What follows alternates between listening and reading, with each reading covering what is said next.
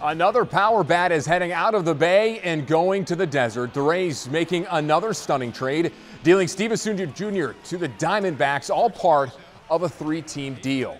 Rays fans, if you weren't mad before, I bet you are now, and got to think the Rays social media guys are pretty frustrated because at 10:30 this morning, they tweeted this picture of Souza returning to camp after missing some time due to a personal matter. Well, 7 hours later, the team deleted the tweet. Yeah, bad timing. This deal, though, is pretty surprising. Add Souza to the list of home run hitters the Rays sent packing recently. They received 2 young players in return from Arizona. The Rays weren't shopping Souza. Rays GM York Yankees saying that tonight. They had no intention of dealing him. He was under club-friendly contract for $3.5 million a year for 3 years. More years than the Rays wanted, apparently. Neander also saying this move had nothing to do with cutting payroll.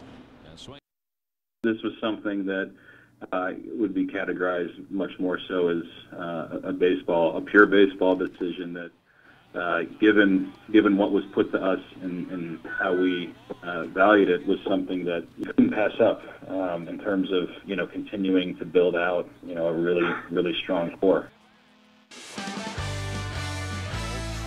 Here are the details of the Rays' big trade involving the Diamondbacks and the Yankees. Nick Solak comes from the Rays from New York. He's rated as the Yankees' 6th best prospect.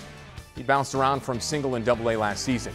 Anthony Banda arriving from the D-backs. He was the 8th best prospect in Arizona's farm system and made his major league debut last season. In addition to talking to Neander tonight, we also talked to Steven Souza Jr. in a conference call. He says he was stunned by the trade and then gave the Rays a message. I never expected to get traded by any means, and I was hoping to, looking forward to this year and the role that was going to kind of come upon it, and really excited about the group. And I love every Rays fan that ever supported us dearly. They need to trust the front office and the GM that they're trying to do what's best for the long-term future.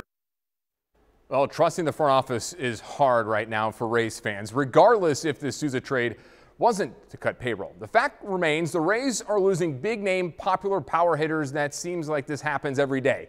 Yes, baseball is a business, but fielding a winning team that fans love is another thing.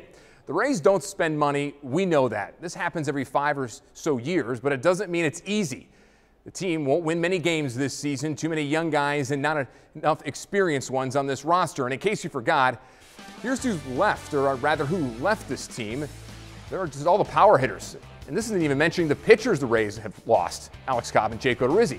The Rays will miss 128 of their 228 home runs last season. Let me repeat that for you.